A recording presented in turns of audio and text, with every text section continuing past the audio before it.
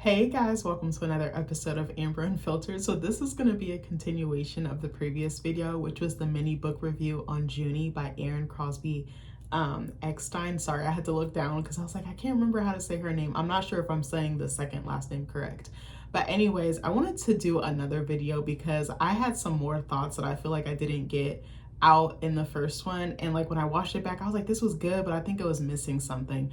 And I actually watched the video, put my phone on the charger, and then wrote some notes, and I was like, here we are. So before I do that, don't forget to like, comment, and subscribe. Also, if you want to cash at me at AmberUnfilteredShow, that'd be greatly appreciated. So I'm just gonna jump right into it. If you haven't watched the first video, I suggest watching that. It might make sense with this one, it might not. You could probably watch them out of order and you'd probably still be fine. So I have like 3 or 4 pages worth of handwritten notes. Sometimes I can't read my own handwriting, so if I stumble a little bit, just please forgive me. Towards the end of the last video that I did on this book, I mentioned, I think I read a part where Caleb was playing the piano for his master as well as Junie's master. I hate saying that word, but that's the only thing I can think of. And I forgot to mention that Caleb's backstory was so heartbreaking, like for so many reasons. I'm trying not to give away too much, but baby, I'm about to spill all the tea. So if you plan on reading the book, pause the video, read the book, and come back to it, because I don't want to ruin it for you. I probably might have already given away several spoilers in the first one, but this one I think I'm going to get a little bit more in depth. I'm going to try my best not to give away the ending, but if I do in advance, I'm going to just go ahead and say sorry now. But anyway, so that part, the part where he was talking about Caleb playing and him like seeing his mother, the island that he came from. So it doesn't say where specifically, but Caleb is actually from the Caribbean. So he was transported across oceans, across, continents or islands even. I don't even think he remembers which country he's from, which is so sad to me, because I was like, I couldn't imagine not knowing my heritage. And even to an extent, I feel like I don't, because I still don't even know. I've done like ancestry or like DNA tests, obviously, and I've started tracing some lineage, but I really want to take the time. I actually really, you know what I really want to do? Sidebar, I know I'm supposed to be talking about Caleb. I really want to hire an actual genealogist and hire them and see if they can find things like a fine-tooth comb. I feel like it's almost like a fossil, like Jurassic Park, like taking a brush and like really looking for the bones, really looking for the heart, for like the what is it, like the whole infrastructure, the whole skeleton, the whole being, of my family tree. That's what I really have always wanted to do. I obviously don't have money for that. Like I told you guys, we actually have a Black genealogy group at my work, and I'm strongly considering doing it. They had already started it when I started working there, but I think there's another one in the fall, and it's someone who's very specialized or well-versed in finding African heritage. So I was like, I think I really want to do it. I think it's like $65. I think they meet like once a month for like several months, like 4 or 5 months, something like that. I should really do it, because for me, I feel so proud of my heritage, and I want documentation. I want to be able to visibly, something like this, be able to visibly or visually give something to my kids so that they can keep track and know who they come from, where they come from. Like, because for me, I had so many questions and I don't know who to ask. Like, I'm gonna overshare a little bit. I actually, I forgot how we got on this topic, but I think it was like last week or the week before last. Me and Nick were talking, and we were talking about heritage and stuff like that. Obviously, my husband is white, so he's able to trace his lineage even easier than I am. It just is what it is, as facts. His dad is Italian, his mom is white. But what was I gonna say? They have hundreds of records, and they have a whole tree that like his dad put together and his mom has been maintaining. And I was like, I wish I had that. I know it won't be the same, but I was like, I really want that for my kids. But when we were getting, the year we got married in 2022, I just kept having really vivid dreams and very like intuitive and like ancestral dreams. My dreams are so crazy. They're like so episodic. Like sometimes I have to call my mom and be like, girl, what do you think about this? Like, what do you think that means? Because I do think that dreams are like a meaning and a purpose, and like there's something I'm supposed to be taking out of it, and something, either my mom has sometimes said that dreams can resolve issues that exist in current day, like while you're awake or not dormant or whatever. But I remember I had started tracing it because I kept having these dreams. I don't want to get into too many specifics, but something was nagging at me to look into my heritage and remember who I was, because I think it was a period of transition, because In some sense, I'm dropping my last name. I'm dropping the woman who I was before in some sense. Like, I'm becoming a wife. I'm becoming somebody new. So it was like this, like, my intuition was basically telling me, like, you need to start tracking, you need to start remembering, you need to start documenting. And so I started looking, I think it was like Ancestry or something like that.com, and I started looking through records and started trying to make a small tree based on what I knew, because I knew some details like my grandmother's names, my granddad's names, spellings, and things like that. Birth year I could relatively guess, because a lot of there really wasn't a lot of records popping up with their names. It'd be like one or two, and I'm like, oh yeah, that's definitely my dad's mom, or that's definitely my mom's mom. And I started trying to go further and further back, but I got so frustrated because I couldn't really find that much. But anyway, I say that to say that must be so devastating for Caleb. So Caleb was in the Caribbean. He was actually with his mom, and then he was sold away to America, like the South. Actually, I don't know if, is New Orleans considered Southern? I'm not actually sure. I should probably not say that, but I'm thinking in my mind that it is. So there was a scene that touched my heart. It was just interesting how the author really made it a point to show how powerless he felt and how vulnerable he felt, but he could only share this side of himself with Junie. Like, she was the one to unlock that, and he was somehow able to bring out the more vulnerable and softer parts of her, even though they were in such a harsh situation. And Junie had never really been like beaten. She never really experienced violence until really the Taylors came into her life. Caleb had been experiencing it all his life. He's been sold multiple times. Junie has not had that experience. So their worlds are vastly different. That's something else I think is very interesting, how each enslaved person can have such a different experience. They're not all the same. Some can have it more brutal than others. Some can be sold more than others. Some can only have one plantation. Some can run away. Some can stay enslaved their entire lives. I love the nuances in which she portrayed several different characters. They all their experiences were not identical, I will say that. But there was a scene where he was opening up to Junie, and I guess, I don't know how to say it. Is it cowrie? I think it's like a little shell.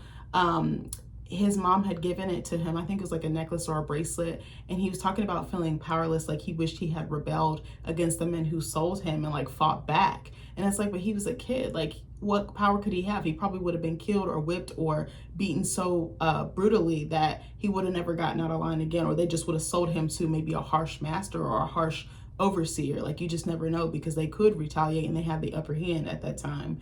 But he threw it in the water or the ocean or something, and he's like talking about how much he regrets it. Another thing actually that I think the author does really well is the character development. Each character's backstory or origin story is so strong. Their personality, their traits, some of their mannerisms, some of their quirks, some of the things that, they're little nuances and quirks that like I've come to appreciate. Like Caleb is really funny, and he gives it to you straight. He doesn't sugarcoat anything, and he sees through the BS. He's very wise beyond his years. And I think enslavement has forced him to be like that, especially because he's had such a complicated trajectory with his bondage. For Junie, I wrote that, I wrote a lot of things about her. I absolutely adore Junie, like I said in the other video. I wrote actually free-spiritedness, and her family calls it carefreeness, but actually, now that I really think about it, she's very fearless. She doesn't give a fuck. She doesn't give a rat's ass. Like, she likes sneaking into the woods. She's reading books when she's not supposed to be. She's writing poems. Even when she's supposed to be cleaning and doing her chores in the house and stuff like that, she be doing whatever, whenever, like the Shakira song, whatever, whenever. Like, Junie is that girl. Like, she be really playing with fire. She be like falling. I think in the opening scene, actually, she fell asleep in the woods, and then she had to like climb a tree to hide out of sight because her grandfather and the master of the house was coming back, and her like scarf was dangling from the tree, and her grandfather like grabs it before the master can even notice, because he's like, that'll be her ass. Like, she's almost so clumsy and so sloppy with her carefreeness and just how free-spirited she is. It's almost like, it's not that she doesn't realize she's enslaved, because she definitely knows, but she's still finding moments for herself, which is so rare, I feel like, because our ancestors were in constant serving mode. Like, but she still has something for herself, and she still seeks out joy, and she still seeks out happiness in just little things for herself. almost like self-care. I know that's a really bad way of putting it, but she does the things that makes her happy, little things, going to the creek or the river, there's a specific tree she likes going to called Old Mother. I think it's like a weeping willow tree or like a Spanish moss or something of that family, of that vein. And she sits in the tree. She appreciates like the sunrise. Like there's very specific things that she does. Even in the house, there's little things that she looks forward to, mostly Violet's library. The girl that she's serving, she loves reading. She be reading and stuff, and I'm like, girl, you can't be. And then sometimes she be having conversations out in the open, and it's like, girl, like your oppressor is always listening. Like you gotta keep your head on a swivel. But she's almost like juvenile and like naive, and her innocence is almost pure, but almost to like a detriment. I don't know if that makes sense. But I just love that she's not afraid. I think a lot of the people around her are afraid, and for very good reason, because it's literally a matter of life and death. And then I wrote that Minnie, her older sister, I think they're like 2 years apart, 2 or 3. I realized Minnie came across as very harsh, but I think it was more so survival mode and protecting, because outside of their grandparents, their aunt and their cousin that was with them, I feel like, Junie was like the last living relative in the sense of her immediate family, because they don't have their parents. They're technically orphans, in the sense of parents, but their grandmother and their grandfather kind of step in and fill those roles. Even though they're older, they still give them almost the same structure as a immediate or nuclear family. I said she's a very overprotective older sister, and that's something I can relate to. And I feel like she shielded her sister from the ugly truth. A lot of the times we think older siblings are mean, or they're rough around the edges, or they're tough, or they're so hard, but really it's coming out of necessity, out of survival, out of protection, really, truly out of love. But it just, maybe the execution or the portrayal or perception isn't always the best. So Granddaddy is Minnie and Junie's grandfather. He kind of acted as a father figure, and he used to cover for Junie a lot. When he would catch her sneaking around and doing stuff, he would cover and lie to his wife, i.e. Junie and Minnie's grandmother, because he didn't want her to get in trouble. And I think it's almost like, again, she has like a purity or an innocence to her, but it's almost like, Junie, you can't be doing that because you don't have it the way that you think you do, even though it's been fed to her or conditioned or drilled into her brain that she is like an exception to the rule, basically. Because like I said, she's dark skinned, she's brown skinned, she's close with the master's daughter. She has, again, some freedoms or liberties or luxuries that other enslaved persons don't have. Even when she was wrong, Granddaddy covered for her, and I love that. And he was very sweet to her and gave her words of wisdom, but he would check her at the same time. So I absolutely love that. I actually didn't write it at first, and then I came back and scribbled this in. Ma is her grandmother. She so reminded me of my grandmothers, even though I don't really have relationships with them now, but just like that older matriarch who's like the head of the family and really takes care of the family and like keeps the order or keeps the balance. I really love that. Ma was so afraid, though. She was so in line because of the things that she had witnessed, and Ma had experienced so much loss. And that was something that was very prevalent to me that kept her almost in line, which is exactly what her oppressor would want. But Ma was a very, very strong character to me. Also, Junie's aunt, oh my gosh, I'm drawing a blank. I think it was Marilla. Marilla was almost like another matriarch or maternal figure as well. I really loved how she would come through for Junie emotionally in moments you would least expect it. Bessie is her cousin, so that's Auntie Marilla's daughter. And she's almost like another sister like Minnie. And she's another one. She stays in line. She does exactly what she's told. She doesn't dare try to venture out or try to think or do for herself, because it's fear. It's fear keeping these people in line, literally, if we think about it. And she helps Junie with some wild shit later on in the book, and it low-key costs her. Her fate broke my heart. I'm not going to tell you what happens to her because you have to read it, but I was in tears when I read where her character's trajectory went. Like there's this one specific scene, I think it's about 200 pages in, if I remember correctly, I might be wrong. Just how much these people loved Junie, how much her family loved her was so prevalent to me. Love was really keeping them together, but fear was keeping them in line. Oh, that's a really good thought I just had. So some interesting points I have. I know this video is kind of long. I actually noticed some parallels between Violet and Junie, even though Violet is on the oppressive side, even though she doesn't necessarily always go out of her way to oppress Junie. She owns Junie. Junie is her property, if we think about it. So they're both products of their environment, Violet and Junie, and they were very restless until they got what they wanted, which was freedom, essentially. Like, I don't know how to explain it. Like, Violet wanted to be with someone she really loved. She has fantasized about true love, unconditional love. She wasn't finding it with her husband, and so she sought it from someone else. I think in the same sense, they wanted the same thing. They wanted love and they wanted freedom. They wanted the power of choice. And that's something that I really love that the author instilled in both women, but it came about in different ways.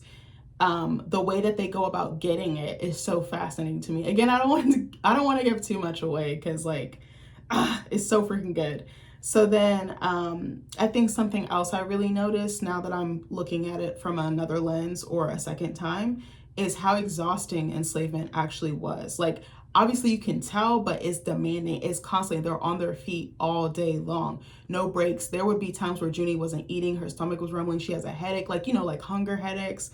She's serving like elaborate feasts and she's eaten grits 12 hours ago. Like, I was like, that is so insane to me. Like even sometimes I feel like, okay, I can't compare it in the sense of enslavement, but like sometimes I'm just so used to working that I neglect to eat, that I neglect to sustain myself. I think that's something that I want to say. I wonder if that's like a generational or a cultural thing. I don't know if other Black people deal with that, but I definitely noticed that about myself, and I try to be more intentional about eating. And because I work somewhere where there's food, I'm like, okay, I know at least I'm going to get lunch or some type of little morsel of food or whatever. At least it's something. It's better than nothing in my book. I'm trying to think what else. Yes, and then something else I put was that they constantly had to put their oppressors first, so much so that they didn't really know how to take care of themselves, or they weren't given the space or their autonomy to take care of themselves. And it had to be at the permission or the consent or the green light of their masters. And I absolutely hated that. I was like, I'm such a free bird that I feel like I would have gotten in so much trouble if I was enslaved. And I hope I never am. And I hope no one in society now is. But anyways, or the world. So there were scenes where Junie was like bored. Like, it was interesting how much they had to literally wait, like physically wait on them. They would serve them, like set the dinner table, put the food out, like constantly have to refill their drinks. Like, I was like, this is a lot. And then they would just have to wait in the room while they're talking. They could be standing for hours. I'm like, what if you fell asleep? What if your back hurt? What if you had like medical issues like arthritis or scoliosis or bad knees, bad legs? I was like, I can't imagine how physically and probably mentally numbing and aching that truly is. There'd be scenes where Junie would be in like the dining room and she'd be like counting like how many crystals are on the chandelier or like how many patches of wallpaper. Like, I was like, I would die because I need to be stimulated. Junie and I are very similar. We'd like to be stimulated, and usually we want art, some type of word, literature, poetry, book, some type of story to like pull us in. I was like, I would literally die. And I said, basically they like never got breaks. They never had any respite. It was just sun up to sundown. And Junie wasn't getting very much sleep from what I could gather, because she was like an adventurer. She was like a wanderer. So even when her day was done, she was going out in the woods. She's convening with her dead sister's ghost. She's convening with Caleb. Like, this girl was on moves. I'm like, insomnia. I wonder also too, is that like a generational curse or like a generational pattern that we have in our family trees because of that period, and even maybe periods after that. I said I could not be, something else I noticed as well, I'm sorry.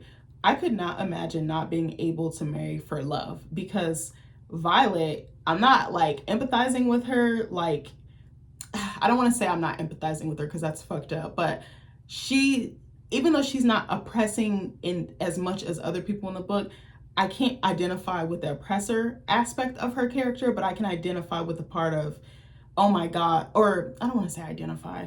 I was like, it would suck to have to marry for station or wealth or property. And I was like, that must suck, because you don't even like the person, but you have to build a whole life with them because your family's entire future and fortune is at stake. I was like, that must be a lot of pressure. You've never dated. Violet is also as insulated as Junie as well, because she's never really set foot off the plantation. She hasn't really traveled, not even like really off the plantation. Like, she's just been staying at home, been learning how to be a housewife and do things for the male gaze and for male attention and for male validation. She doesn't know anything else. The books was the only escape that she had. And her mother was super cruel as well. Her dad was in and out of the house. So she didn't have space to really explore herself. So then I said also, something else that was fascinating to me was how you know, the marriages and the arrangements that were made, I guess it was kind of like an arranged marriage kind of in a way, they kind of afforded our oppressors, you know, generational wealth. Like they just keep marrying into wealth, marrying into situations that benefit them, that benefit their kids, their kids' kids, their kids' kids' kids. Like it just keeps going on. And I was like, oh, I was like, that's kind of wild. Like if you really think about it, I was like, damn, like we don't have that. I was like, imagine if we had that same playing field or that same luxury, that same privilege, like we would be set. But I know that's a whole different conversation for another day. Something else I really adored about Junie's character was the fact that she set hard boundaries, especially with Violet. That's the person I think she set them with the most. So there's a scene where Junie gets caught with a piece of poetry. It's like a page of a poetry book that she tore out. Oh no, I'm lying. It was Grimm's Fairy Tales. She gave a specific page to Caleb to keep when he left the first time to go back home because she didn't know if she was ever going to see him again.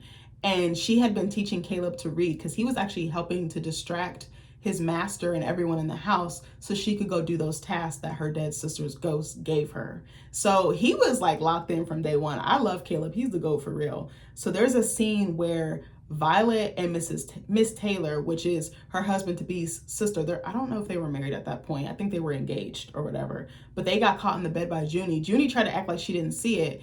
And then Miss Taylor calls her in there and is like, shut the door. And she's like, I've seen you around. Your apron looks heavy. It looks leaded. Like it's sagging. What the hell have you been doing? What have you been sneaking around? Because Junie, she be out here in these streets collecting and, you know, collecting the Infinity Stones like Thanos, even though she's not evil. But anyway, so she was like, that N-word basically has, you know, I don't want to say N-word, but she calls her out of her name and uses a slur. And she's like, you know, they're not good for anything other than stealing and pilfering and sneaking around. So she's confronted and they find that page. And on the page, Caleb's name is written. And Caleb didn't know how to really read before, and he didn't really know how to write. And the sister that Violet has been sneaking around with is like, oh, I knew he could read. I knew that something was going on. So then Violet's furious because she's like, you stole from me. Like I gave you free access, free reign to my library, and you stole from me. So Violet smacks the taste out of freaking Junie's mouth.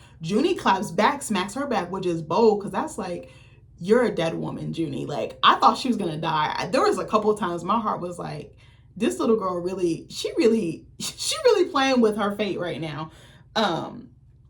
And so they go back and forth, and then Junie tries to de-escalate it, and then all of a sudden the husband-to-be comes in the room and beats Junie up. It was so brutal. I don't even want to say what happened, but he beats her up, and then it creates this whole dynamic. So then Violet, when they get back home to Alabama, Bellarine, I should say, she forbids she forbids Junie from working in the house, in the main house as a maid.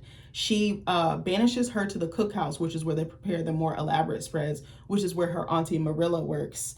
And her auntie Marilla have an exchange that is really powerful to me and healing. I don't want to say what. And so Junie is like, hey, I need a distraction to get back into the house because she has to finish one of the tasks that Minnie, her sister's ghost, gives her. And so I think her cousin helps her get in the house or something like that. And Violet sees her and she's like, if you're in this house again, I'm going to have you whipped.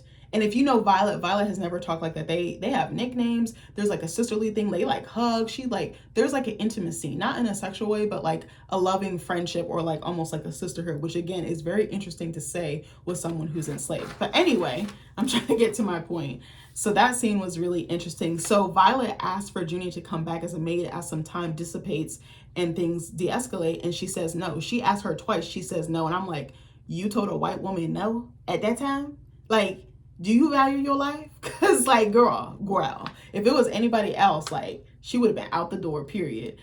So something else too, I keep saying something else and then I go to like 20,000 points. So something else was like the entertainment aspect. So it's not enough that the enslaved people have to, or enslaved individuals have to serve, but they also have to entertain, but it's for the white folks' amusement. And I'm just like, that is kind of cruel to make someone serve you day and night. And then, oh, you got to play the piano. Oh, you got to recite poetry. Oh, you got to do this. And it's like, you can't entertain yourself. Like, y'all got money. Y'all got all these riches and wealth off the backs of my family. So why not go pay to go to an opera house or something like that? But I digress. It does touch on essay in this book. I'm not going to get into too many specifics, but it does it in a way that is respectful of Black women who have been essayed during the period of enslavement. And we hear that Junie's mom is an enslaved woman who has gone through this. And then she's gone through this with Mr. Taylor, the master of the house. And he actually makes a pass at Junie, but Junie's like, I'm with the shits. I'm going to just give you that little tidbit. I actually really, really loved the aspect of like haunts or spirituality. We call them haints or haunts in the Black community. It's like ghosts of people who have endured really painful things or really traumatic or hard things, and their spirit has not really passed on. It's huge. Actually, I don't want to say that, but it's a huge thing in certain aspects of the Black community, especially certain faiths or religions, but I don't want to get into too many specifics because I don't know too much about it, and I also don't want to disrespect anybody who is practicing and knows more about it.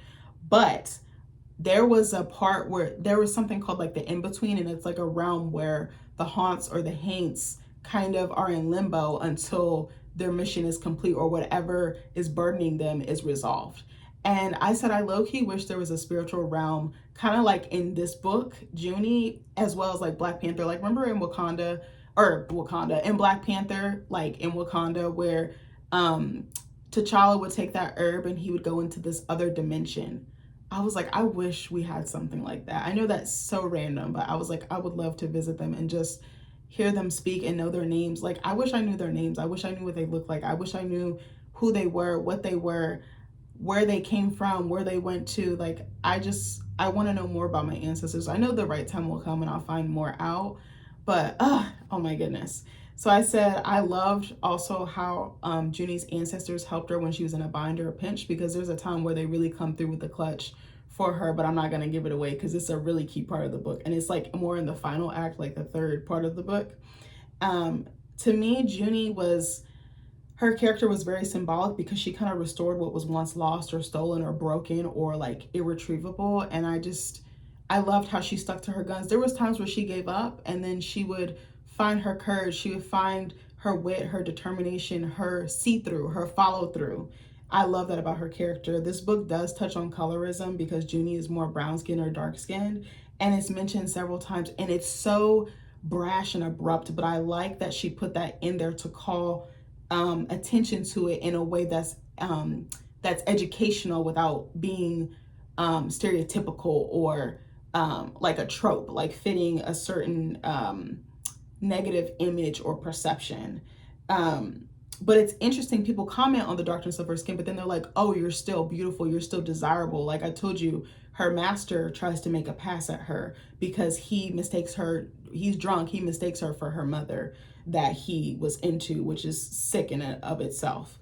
I love the language, like it's very Southern, it's very like belle of the ball type, like I don't know how to explain it, like the slang, like they have this one phrase like great day, like you can just hear it, like I'm fixing to do this, I'm fixing to do that, like certain words, certain phrases, just like the sayings, like you scared me half to death, like, you know, very specific language. I love that this book to me feels very well searched, like from that time period, just like how the enslaved were, what they wore, what food they prepared, what activities their oppressors did, just little things. You can tell it's very well thought out. So to me, I feel like Junie will settle for less. She will not settle for less, and I love that about her. She's very funny, she's loyal, she's fierce, she's brilliant, she's loving, but she's also very wounded, she's guarded, she's sloppy, she's carefree. It almost catches up to her and almost costs her her life in several instances. But I love the duality of her. I love how one trait can be so great, but then another can kind of counteract it